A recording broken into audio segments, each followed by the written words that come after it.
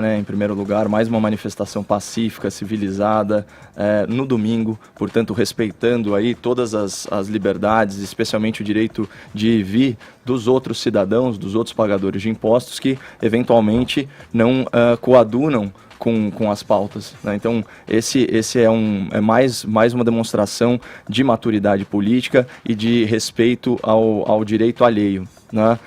Eu participei da cobertura especial ontem, né, no finalzinho da cobertura especial promovida aí pela rádio, e antes disso dei uma passada na manifestação. Eu estava próximo ao caminhão do Nas Ruas, né, inclusive tenho que agradecer todo o carinho das pessoas, à Rádio Jovem Pan, ao jornalismo independente que a gente pratica aqui nessa casa.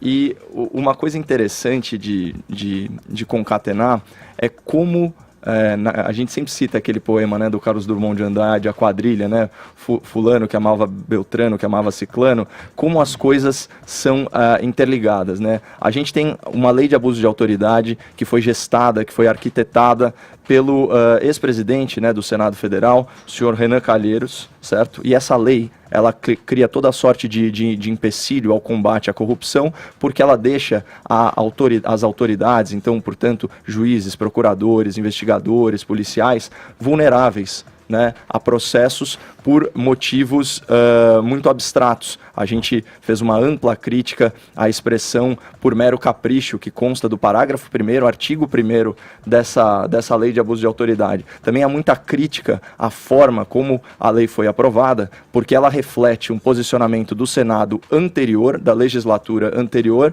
e quando foi aprovada na Câmara, foi feita por aclamação, sem votação nominal, e há indícios de que o regimento não foi respeitado pelo senhor Rodrigo Maia. E olha só, esse mesmo Renan Calheiros, arquiteto desse projeto, tem os seus inquéritos empoeirados aí em gavetas do Supremo Tribunal Federal, cujo presidente é alvo aí de 3 pedidos distintos de impeachment, né? Em um deles, mais de 50 crimes de responsabilidade são arrolados. E, por sua vez, esse presidente do Supremo Tribunal Federal só pode ter o seu impeachment processado no Senado, presidido pelo senhor Davi Alcolumbre. Então, percebe como tudo é muito amarrado, como a burocracia estatal é toda amarrada e há toda a sorte aí de incentivos ao corporativismo burocrático, no sentido de que essas autoridades fiquem acima da lei, não sejam processadas.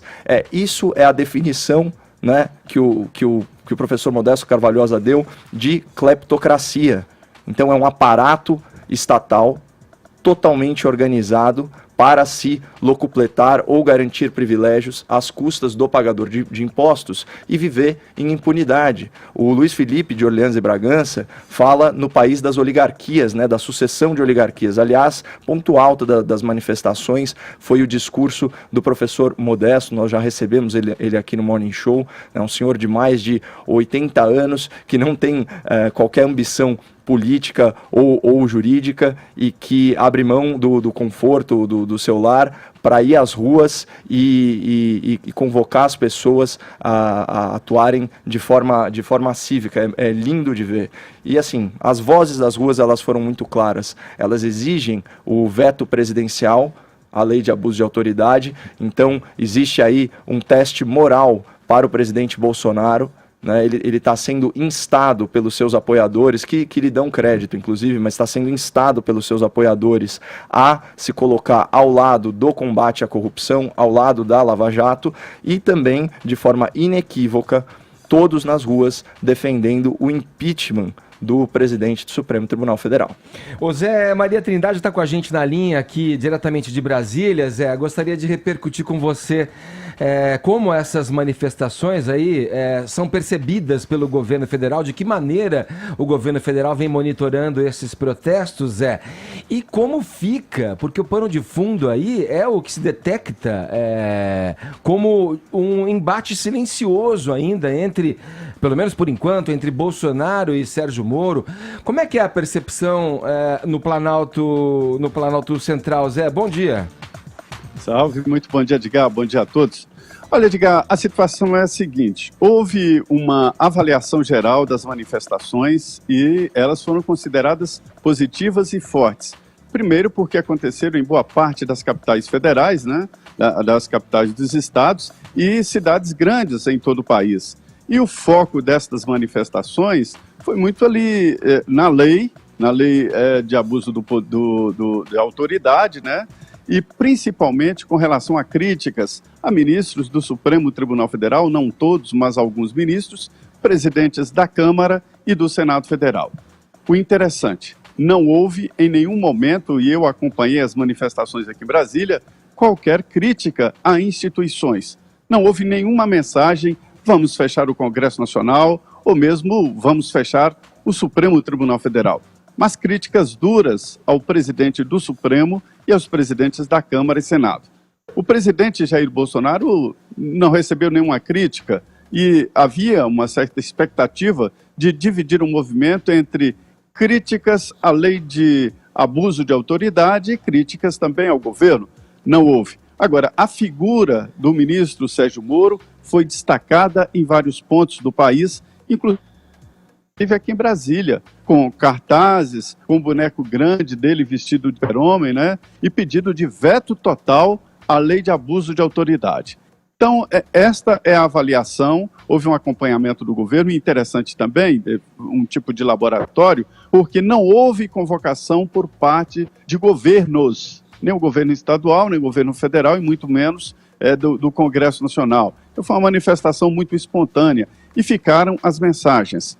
As consequências imediatas devem ser o seguinte: o presidente Jair Bolsonaro será mais criterioso dos vetos e terá que deixar o ministro da Justiça, Sérgio Moro, confortável com as sugestões de veto dele. Então, haverá vetos na Lei de Responsabilidade Fiscal e a ideia é que o ministro Sérgio Moro seja ali contemplado nas suas sugestões de veto. Não foi crítica ao presidente e não também críticas às instituições, e sim a alguns integrantes das instituições. Eu conversei com as pessoas e a expectativa total é de veto e a expectativa total é de que o Senado, pelo menos, analise no plenário o impeachment de ministros do Supremo Tribunal Federal. Há esta intenção nas manifestações. Ô Zé, só para a gente fechar, e na possibilidade de um veto parcial aí, o que você acha que pode acontecer? Quais são os pontos aí principais, né, se houver esse veto aí por parte do presidente parcialmente ao pacote contra o abuso de autoridade? Tem que ir de encontro, aliás, ao encontro dos vetos sugeridos pelo ministro Sérgio Moro. Não basta apenas aquela história de restrições ao uso de algemas, né, na prisão, mas tem que ir muito além. É porque o ministro identificou ali pontos que restringem trabalhos assim importantes, como o do Ministério Público, de magistrados, de agentes da lei, né, e é por aí que tem que andar os vetos presidenciais. Também a história de veto total na lei, isso estrategicamente dificulta para o governo, porque facilita para a manutenção do veto no Congresso Nacional. Seria um sim ou não à lei, e aí o Congresso poderia decidir pelo sim à lei. Sendo vetos parciais, ou seja, em pontos, cada veto terá que ser analisado separadamente. Certo, Zé. Obrigado pelas informações, Zé. Bom trabalho para você em Brasília. Um abração. Perfeito, obrigado, Edgar. Muito bom dia a todos.